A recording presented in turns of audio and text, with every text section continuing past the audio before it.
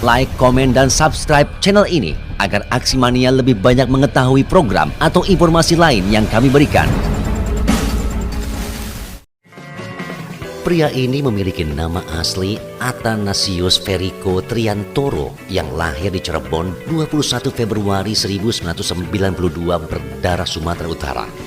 Di dunia musik, dirinya lebih dikenal dengan nama Vico Nainggolan. Meski usianya masih muda, banyak orang menilai vokal suara Vico mirip dengan sang maestro musik Indonesia Chrisye. Alih-alih Vico sendiri memang penggemar berat daripada Chrisye, tak aneh kalau lagu-lagu Chrisye hampir hafal di luar kepala.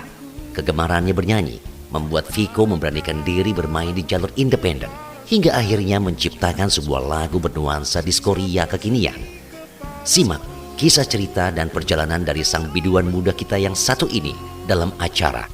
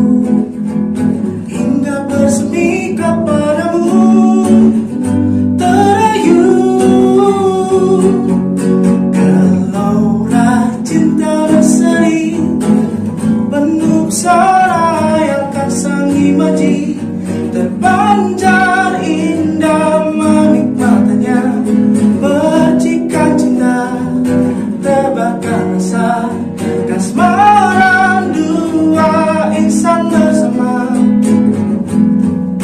seketika. Halo Aksi Mania, balik lagi Muhammad Azmi di sini di 96,10 FM dan juga ada yang mengakses di aksiradio.com. Kita kembali lagi di studionya Aksi Radio dan gak sendirian tentunya. Seperti yang tadi sudah didengar, ada like-ku Vico Nainggolan ya kan, like-nya. Bro, gue udah lihat video di YouTube-nya. Oke, asik banget bro. setengah mati Pak sebenarnya sih, sampai ada keram-keramnya juga. Oh iya, berapa lama itu shoot gambarnya? Oh cuma sehari doang sih, cuma iya. pas momen dance itu emang agak lama, ngulang lagi. Selain saya lupa, kaku juga sih karena encok-encok. Makanya gue pikir begitu lihat video, wah asik nih orang, ternyata kaku juga. Darah-darah terus sampai jadi lancar. Oke, kita plus dulu untuk Vico Nainggolan. Debar Asmara, ini single kedua. Yeah. Yang sebelumnya Ada Nirmala namanya. sama juga. Tapi kalau alirannya sama. Kalau Nirmala tuh lebih ke pop bossa nova sih, Okay. tapi tetap garis besarnya retro. Emang karena karakter suara atau ngerasa cocok aja sih? Karena gift dari Tuhan. Jadi karakter suara saya ditambah saya juga suka musik-musik retro, jadi kayak bersinambungan, klik lah ya. Gitu. Ini ciptaan siapa nih? Untuk Ciptaan saya sendiri. Ciptaan sendiri. Iya. Dari pengalaman atau Enggak sih, jadi asik-asikan aja? ini kayak imajinasi. Ini kan sebenarnya lagunya tentang vibes jadul gitu ya, nuansa 80-an. Jadi saya kayak membayangkan kalau tahun 80-an tuh gimana sih orang-orang kalau di suatu pesta gitu. Okay. Biasanya kan kalau zaman sekarang kan main HP atau enggak tuh sibuk masing-masing. bener. Kayak zaman dulu kan pasti kayak saling mingle gitu kan, ketemu orang, saling suka, terus langsung deketin gitu. Nah, kalau saya lebih ke situ sih. Imajinasi aja ya. Ngelihatnya dari film Dono tuh yang gitu-gitu. Udah berapa lama nih rilis? Rilisnya baru tanggal 25 Agustus kemarin di semua digital platform. Dan video klipnya baru bulan lalu. Udah lumayan ya. Lumayan. Karena kalau gue sendiri sih ngerasa jenuh aja sih. Iya. Sama musik-musik yang ada gitu lah. Oh iya. Sorry, maksudnya Gua sendiri ya, Iya. kayak band-band atau solois yang muncul Iya. karakternya kan gitu-gitu aja. Sekarang ini ya, maksudnya bagi pecinta karakter yang itu it's okay lah. Iya. Tapi untuk gua sendiri kayak butuh penyegaran Iya, gitu ya. karena udah terlalu banyak kali. Makanya asik banget sih pas Terima dikasih kasih. single gitu. Kayak dibawa. Pasti lu tau banget lah nuansa lagu-lagu Iya. jadul gitu, cuma lu kemas di Iya. yang lebih fresh Flash, gitu kan. jadi emang konsepnya 60% nuansa jadul, 40% dengan modern. Jadi nggak jadi bisa nge-grab pendengar zaman dulu kayak orang tua, tapi anak muda juga bisa asik joget-joget. Benar. Itu emang visinya ke sana sih. Nah, untuk skala prioritas lu sendiri hari ini kan kalau untuk kayak konser yang jaring-jaring gitu kayaknya agak susah ya. Jangan kan yang baru masuk ke dunia musik gitu, ke dunia entertain, yang lama-lama juga kan ampuh banget bro 2 tahun ini kan. Ya mau gimana lagi ya, sekarang sih tinggal memanfaatkan sosial media yang ada sih mas. Hanya itu yang bisa kita lakukan, selebihnya ya Tuhan yang menentukan. Iya dulu. Untungnya platform sekarang udah banyak yang bisa diakses untuk semua tuh sekarang bisa berkarya sih menurut saya. Benar. Jadi sebelum saya punya single Debar Asmara, kan saya ada judulnya Nirmala. Itu saya sendiri tuh semuanya. Saya sendiri, saya kerjasama dengan agregator untuk masukin lagu ke semua digital platform. Jadi semuanya tuh bisa berkarya, semuanya punya wadah, semuanya punya tempat, dan tinggal alam yang menentukan. Alam yang menentukan dan konsistensi ya, benar. Karena banyak juga yang punya potensi, yang hebat-hebat lah, cuma kadang konsistennya yang kurang. Iya, konsisten sama mau belajar sih sebenarnya, mau mendengarkan lah. Lu katanya asli Cirebon ya? Iya betul. Nampak J. Tapi ada nenggolannya juga. Ya kan kalau orang Batak kan biasanya pada ngerantau ya. Termasuk orang tua saya, ayah saya juga dari sana terus ngerantau ke Cirebon. Jadi saya cuma numpang lahir di Cirebon. Dan sekarang tinggal di Cirebon. Jadi dulu tinggal di Cirebon emang sampai sekolah. Okay. Terus saya memberanikan diri untuk merantau ke Jakarta biar next step aja dalam berkarya. Benar. Karena pusatnya tetap di Jakarta. Tetap di Jakarta. Mau gimana pun kamu di daerah, kalau kamu nggak mau berani di pusatnya ya maaf aja. Mungkin ya skenanya segitu. Artinya darahnya tetap darah Batak. Kemudian lahir dan besar juga di Cirebon gitu ya. Jadi saya bangga menjadi orang Cirebon. KTP Cirebon. KTP Cirebon belum ganti. Nah, kalau sudut pandang lu sendiri nih melihat situasi dunia musik hari ini dengan yang lu tadi bilang platformnya udah banyak banget, ada slot-slot yang terbuka banget lah untuk siapapun yang mau dan bisa berkarya di situ. Nah, sudut pandang lu sendiri menyikapi itu karena kebebasan itu ngerasa bersaing lu makin susah gak sih? Iya sih, tapi kayaknya sih tetap memang bersaing lebih susah, tapi kita jadi bersyukur varian musiknya, varian genre itu jadi makin banyak gitu. Nggak melulu itu aja. Jadi kayak misalkan saya bosen dalam seminggu ini mendengarkan lagu-lagu yang kayak pop galau, tapi kalau kita ulik lagi banyak nih bakat-bakat yang terpendam dari misalnya orang-orang daerah atau yang kita nggak pernah dengar, ternyata musiknya keren juga, kayak ada unsur gamelannya atau apa. Jadi untuk kita sebagai pendengar mungkin enak ya jadi bervarian, dan kalau untuk sebagai pelaku musik jadi semakin bersaing sih untuk menjadi yang lebih baik. Jadi ada plus minusnya sih mas. Lebih tertantang kalau saya pribadi. Nah lu kenapa sekarang kan banyak banget nih yang lebih memilih untuk cover lagu dan itu fantastis juga kan. Mereka ternyata dengan nggak bisa juga sih kalau gue bilang dengan enaknya gitu, cuma ya memang mungkin hobi. Cuma kan popularitas luar biasa juga kan dari cover. Nah lu kenapa memilih untuk sekaligus berkarya juga menciptakan lagu? Nggak juga, gue juga sempat di tahap yang cover. Gue konsisten banget tuh dulu bikin cover di Instagram, sampai bisa kolaborasi sama beberapa musisi karena gue cover.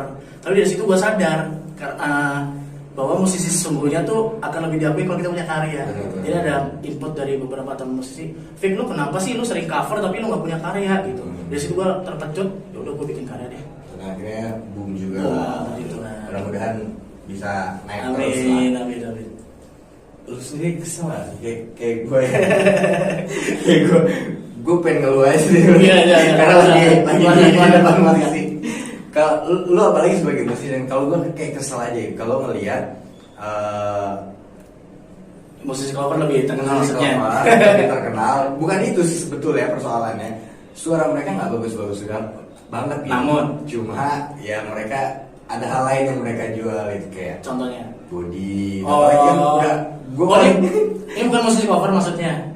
musik cover Oh, gitu. dia cover Ada ya? ada apalagi ya berbagai apa namanya berbagai aliran musik lah ya, apalagi kalau dangdut Dangdut ya? itu asyik. Oke. Bangsat gitu kan. Ini bisa dikit kan. Oh, seru juga. Ini YouTube kan jadi boleh. Di bajingan itu cuma joget-joget apa dia jual body. Nah, lu kayak gitu juga gak sih? Tapi gue Gue percaya bukan musisi loh, Iya bukan sih. musisi. Gue sih ngerasa semua orang punya ini nih, punya rezekinya masing-masing ya. Mungkin dia sadar akan hal itu, makanya dia jual. Jadi menurut gue ya udah sah-sah aja sih, asal nggak ngerugiin. Tapi ngerugiin juga ya. Ngerugiin musisi. Musisi ya. Cuma kalau gue ngerasa semua orang punya partnya masing-masing lah dalam kehidupan, dan asal kita nggak saling senggol nggak masalah sih. Kalau gue sih biasa aja sih. Oke aja lah ya. Oke aja. Yang penting lu jangan ganggu karya gua. Iya. Gitu. Nah, kita balik lagi ke single lu nih yang Debar Asmara ini.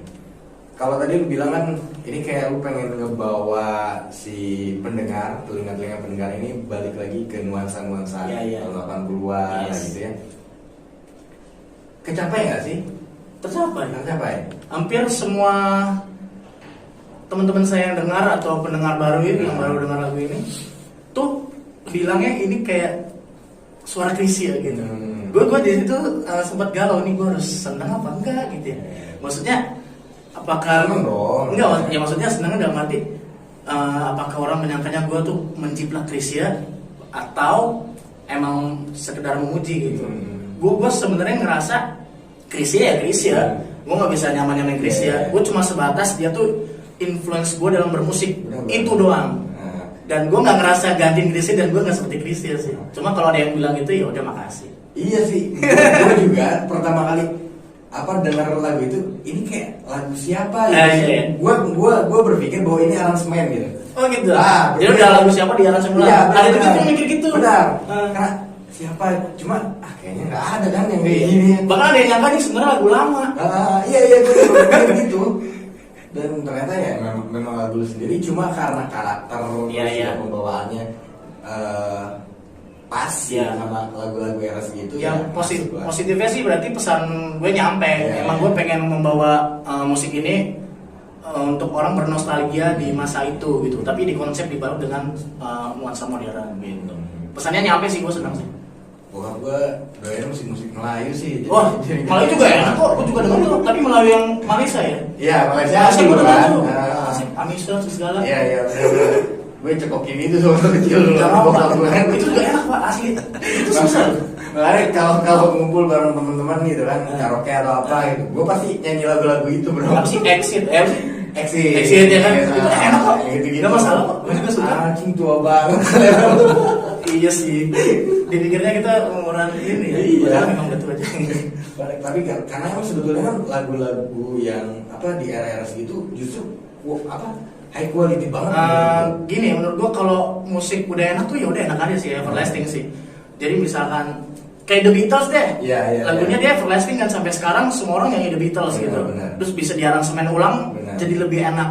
Jadi kalau udah enak ya udah enak aja gitu. Iya. Gak menentukan musik itu dari musik jadul lu, kampungan lu. Wah, berarti itu awam sih menurut gua. Dan kalau nggak salah di 3-4 tahun kebelakangan mulai ada lagu-lagu jadul banyak ya. Iya. Banyak lagu-lagu jadul yang kemudian Di-recycle lagi ya. Noah, Ariel lah.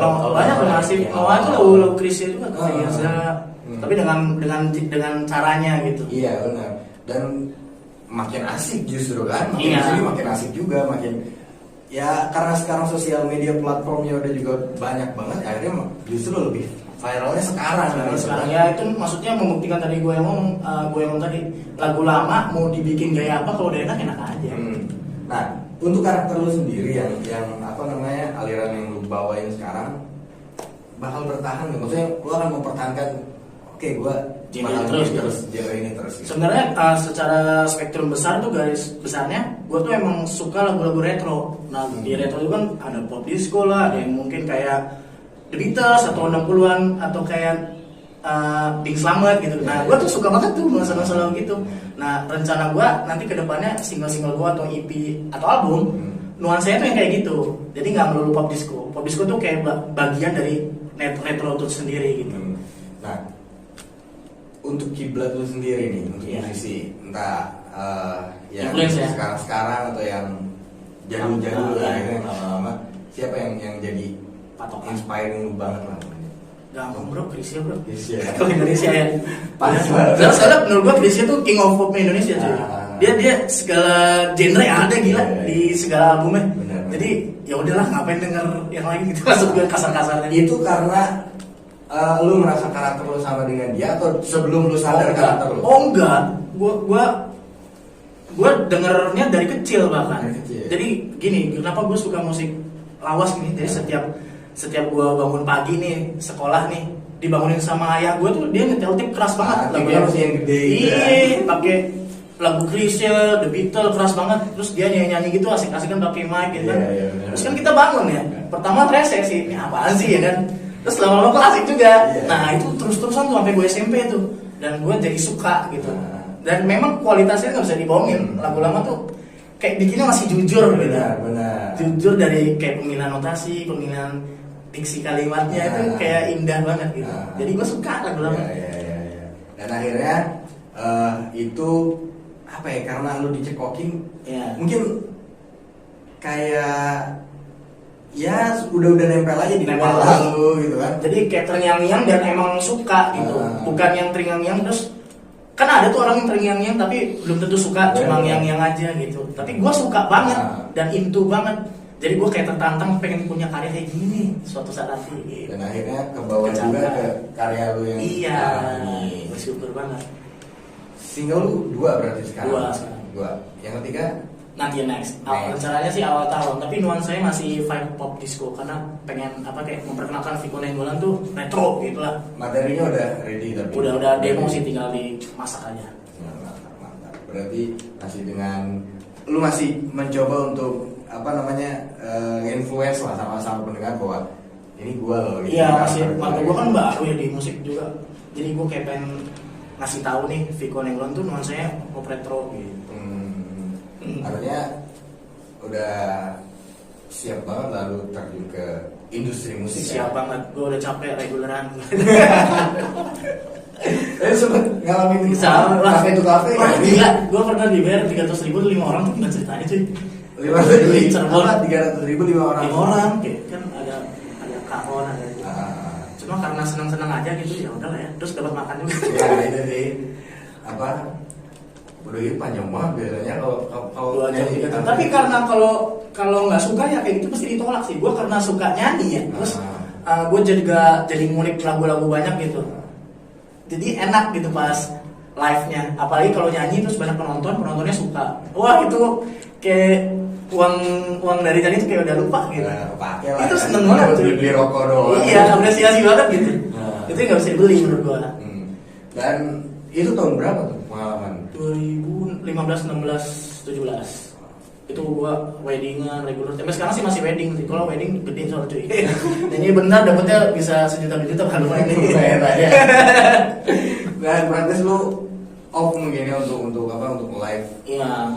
Wedding masih oke lah, tergantung duitnya. Kayak kemarin gua nyanyi di kementerian tuh lumayan. Kalau kayak acara besar masih oke lah.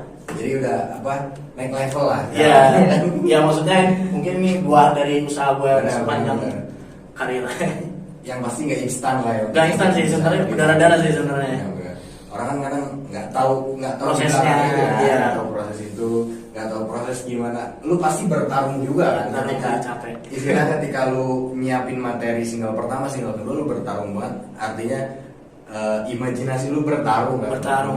Jadi emang ini udah gue cita-citain dari zaman gue reguler, gue pengen banget punya karya tapi belum punya ada duit. Bahkan sampai gue kerja kantoran tuh untuk bisa nabung bikin karya yang Nirmala itu yang pertama. Itu gue nabung dari kantor. Karena pas ditanya atasan gue pas interview, motivasi lu kan untuk ngerjain sini apa? Bikin lagu, Bu. Wah, langsung terima. Karena dia tahu gue punya motivasi dan kerjanya pasti akan jujur. Nah, benar.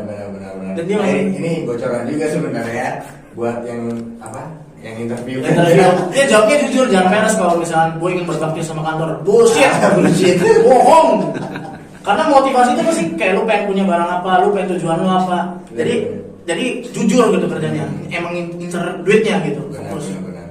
Dan dari situ akhirnya lu bisa beranjak ke karya lu yang pertama waktu itu. Iya. Dan bersyukurnya berawal dari nabung. Single kedua ada label namanya Domeka Records tertarik sama karya gue. Jadi ya kayak stepnya tuh naik gitu. Oke. Nah, ketemu sama label itu di single pertama. Single kedua yang Debar Asmara ini. Hasil dari single pertama mereka lihat single pertama itu. Iya. Tertarik karena karakter itu tadi. Dan gue nggak pernah kayak zaman dulu kan nawarin ke label. Gue sama sekali nggak kayak gitu karena emang gue nggak kepikiran gitu. Emang awalnya tuh bisa gue kenal sama Domeka Records karena gue nyiptain lagu untuk musisi di label itu.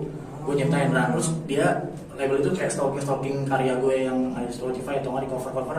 Mereka tertarik ngajak, ayo mau nggak, lu karakternya udah dapet nih, kita bikin sesuatu nih dari karakter lu yang mungkin di industri sekarang belum ada gitu. Paling saingan lu ada namanya Diskoria yang sama Dian Sastro yang pop disco. Ayo siap, jadi ya udah ayo Debar Asmara karena kita satu visi gitu. Jadilah barang itu. Disupport banget lah sama label. Dan target lu berapa lama lagi nih? Lu harus bisa nyemplung lah. Gue pikir targetnya berapa lama lagi di dunia ini. Aku tanya. Lu pengen main, artinya pengen main cepat gitu kan? Cepat yang benar-benar langsung gimana? Enggak sih, nyantai. Kayak sekarang nih gue masih promo-promo terus ini kan. Abis ini gue ada promo lagi di media A, B, C, D, di YouTube mana gitu. Jadi emang fokus menikmati karya yang gue buat dulu deh, biar semua orang dengar gitu, pelan-pelan, jangan buru-buru. Nanti kalau buru-buru nih orang siapa sih udah buat terus aja, gue aja belum kenal lo. Jadi gue bikin orang sampai kenal gue dulu nih karakter Viko gimana. Kalau cepetan habisnya juga cepet. Habisnya cepet. Jadi kayak kita nyantai dulu lah. Malam pertama dulu lah dengan pacar gue ini, Debar Asmara. Berarti kalau Debar Asmara ini jadi single pertama yang sama label. Iya. Berapa? Lu kan rencana kasih jeda berapa lama nih untuk dari single pertama ini dari Debar Asmara ke next single? Rencananya tadi gue bilang rencananya awal tahun sih. Awal tahun kita udah geber untuk single ketiga dan nuansa lagunya masih sama dan gue pastikan lebih asik, lebih joget. Promo masih sibuk ke single kedua tetap job live? Job live udah ada kok kemarin. Kemarin gue main di TVRI gue, main di rumah musik namanya. Terus gue juga main di beberapa YouTube channel gitu. Jadi kayak promo di mana-mana lah, di media juga ada, nanti udah ada jadwal. Padat lah ya berarti. Padat. Termasuk radio nanti ada lagi promo radio. Ya resiko musisi mah gitu kali. Kebayang gak sih lu? Sebenernya capek banget Pak. Gue kaget lagi, gue iya capek juga. Tapi seneng karena gue mencintai yang gue kerjakan. Jadi capeknya tuh capek nyenengin gitu, bukan capek yang kesel gitu. Hobi yang dibayar lah. Yes, ya. Itu paling tepat. Itu cita-cita semua orang gak sih? Kayak lu suka sama sesuatu tapi lu dibayar. Seneng banget lah. Benar-benar. Nah, lu pernah nyangka gak? Maksudnya lu emang udah berkarya di musik emang udah lama. Maksudnya pernah gak sih kepikiran lu bakal di posisi ini gitu? Enggak ya? Enggak kepikiran. Jadi gue cuma mikirnya gue akan ngindi terus, gue ngumpulin duit, ya udah gue tabung terus gue bikin karya, udah sebatas itu. Ternyata Tuhan berkata lain kan, dikasih lebih cepat nih, gue kasih lu label nih tapi lu harus tanggung jawab ya. Jadi sini gue belajar yang namanya konsisten, belajar kerja sama orang, pokoknya ngelatih mental gue untuk ke step berikutnya sih. Oke, nah gue pengen denger lu cover lagunya Eyang lo, Eyang Subur. Eyang Subur. Boleh? Boleh. Aja. Rasa rintik hujan yang tak henti menemani sunyinya malam ini.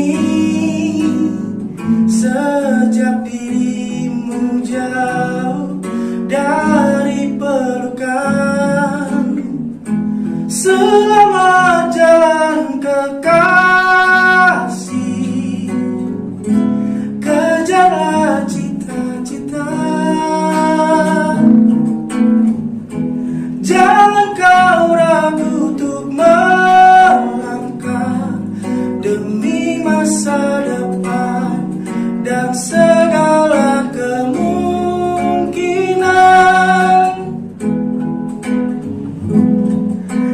Kita berdua. Tapi Bentar lo tau gak lagu ini? Pernah denger gak? belum pernah. Mas tau lah ya? Tahu. Oh, mas tau. Usianya cocok. Jadi gue cocoknya lagi ini kalau Apa ada cuma ada satu hal yang feelingnya dapet. Apa? Kayak suara kecil banget sih. apa ya? Gantungnya itu. Oh gitu, ya. Iya nggak sih, kayak suara dia tuh kayak gantung, dibilang berat enggak, Oh, enteng juga tengah-tengah enggak. gitu ya? Gitu. Iya, gitu ya? Iya. Gue kesadar lagi. Dan lu sama di situnya gitu. Oh gitu. Gak tau itu disengaja atau emang karakter lu. Enggak sih, Jack. Gue tuh mulai dengan Chrisye banget tuh setelah SMA. Jadi gue dulu sebelumnya udah kayak ngeband gitu dan emang suaranya kayak gini sebenarnya. Cuma kayak ditambah emang suka Chrisye, jadi orang nyangkanya gue Chrisye mania. Doktrin lah ya. Chrisye mania mantap dikira. Ini sebenarnya bermusik ini dari kapan sih? Bermusik tuh sebenarnya dari TK. Jadi dulu saya sempat punya album cilik itu mas, karena bapak saya kerja di musikal dulu. Jadi saya ada 3 bersaudara, kita bikin trio featuring salah satu musisi di Jakarta anak kecil yang ceritanya Bapak Tibo dulu. Dia dari kecil emang udah musik. Sampai gue domba juga. Karena ada garis dari bokap juga ya. Iya sebenarnya kan bokap kan memang drummer jazz, papa mama saya penyanyi gereja. Tapi saya nggak pernah kayak nanya band musik tuh gimana, sama sekali nggak pernah. Jadi emang dia cuma ngasih tahu secara verbal aja tanpa kayak menggurui. Jadi selebihnya lu lebih ke otodidak aja. Otodidak karena mungkin lingkungan gue musik ya. Gitu. Kayak misalnya gini nih, misalnya gue ke gereja nih sama mama gue nih. Terus kalau di gereja kan ada nyanyiannya. Terus mama gue kok suka nyanyi tapi suaranya aneh kemana gitu. Ternyata setelah gue tahu musik, dia tuh suara 2 nyanyinya. Pecah suara gitu, suara 2. Oh gitu ya. Nah yang gitu-gitu tuh dia ngasih taunya verbal, nggak pernah ngasih tahu. Dia nyanyi itu harus gini, nggak pernah sama sekali. Dan lu sempat sekolah musik kayak gitu? Enggak juga. Tapi teman-teman gue, circle gue semuanya sekolah musik. Jadi gue manfaatin aja secara gratis. Dan mereka baik kasih tau dia, ya udah lah ya. Terus zaman sekarang ada YouTube lebih gampang. Benar. Artinya ya lingkungan lu support dari dulu ya. Support dan teman-teman gue baik sih untuk kayak share ilmu secara cuma-cuma gitu. Lu merasa beruntung maksudnya bertahan dengan hobi lu nggak? Iya, tapi dulu gue cita-citanya bukan penyanyi. Oh, bukan. Serius. Jadi dari gue tuh ada 4 bersaudara. Jadi yang les musik tuh 3 saudara gue itu, gue sama sekali enggak. Dia percaya nggak percaya, dulu tuh gue kurus banget. Dia gue ikut sepak bola dulu. Maunya jadi pemain bola, bahkan sempat ikut seleksi di Persib Junior dulu. Terus gak jadi kan, karena ya susah juga, nggak ada. Setelah kata mama saya, ini bola nggak ada duitnya nih, ya udahlah kuliah aja. Dia cita-citanya malah pemain bola. Malah saudara-saudara saya yang pengen jadi musisi. Sekarang saya yang jadi musisi, saudara-saudara saya kantoran. Emang rahasia tuh kan? Benar-benar ada yang tahu. Iya, misteri lah gitu. Gokil ya. Sempat ngeband gak dia? Oh ngeband, dulu festival, bahkan mainnya main rock dulu. Kayak My Chemical Romance atau Black Sabbath gitu-gitu. Paramore gitu-gitu. Main bass sambil nyanyi mas dulu. Yang paling yang paling berjasa sih di karir lu sekarang nyokap lu kayaknya ya. Karena dia yang ngasih tahu kalau bola itu nggak ada duitnya. Oh iya benar ya. Secara nggak langsung gue nggak sadar lagi. Dia ketus banget. Lu ngapain bola nggak ada duitnya? Gue udah latihan capek-capek. Tapi setelah berpikir ulang iya juga ya. Banyak tuh pemain bola yang nggak dikasih. Bertahun-tahun kan. Dan akhirnya lu memilih untuk konsisten sampai hari ini. Ya. Karya lu oke. Amin. Dan apa sih pesan lu untuk pendengar musik, khususnya kalangan milenial yang sekarang? Ya kita harus lebih menghargai karya orang sih. Jadi jangan dengar bajakan misalkan, atau jangan terpaku dengan satu genre. Musik tuh luas banget. Alangkah naifnya hidup ini, alangkah kurang indahnya hidup ini kalau lu hanya mendengar satu musik tok gitu. Karena musik itu luas dan bisa menjadi kesehatan mental untuk kita untuk hidup gitu. Betul. Gitu sih. Dan bisa jadi inspirasi, motivasi juga. Iya dong, karena di situ kan musik kan selain cinta juga banyak pesan-pesan yang bisa kita ambil kan. Karena musik itu bagian dari hidup yang nggak bisa dipisahkan. Dan tapi kayaknya itu kalau sekarang sih musik apapun bisa mudah, genre apapun bisa mudah ya diserap sama orang pendengar. Karena ada topik gitu bro. Oh iya, topik bener lagi. Jadi musik tuh mudah dicerna kalau ada visualnya juga sih. Bener. Apalagi visualnya yang yang kiko-kiko. Iya, tapi topik gokil juga. Iya kan, maksudnya banyak lagu-lagu yang apa tiba-tiba booming kayak gitu. Bahkan bukan tiba-tiba booming lagi sih, lagu lama yang udah nggak ada.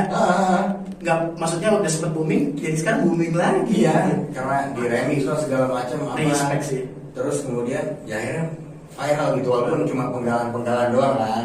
Nah ini kan orang jadi searching kan, lagu apa sih? Lagu apa nih? Iya benar. Ya, iya ya, gue juga pengen lagi kayak gitu kan.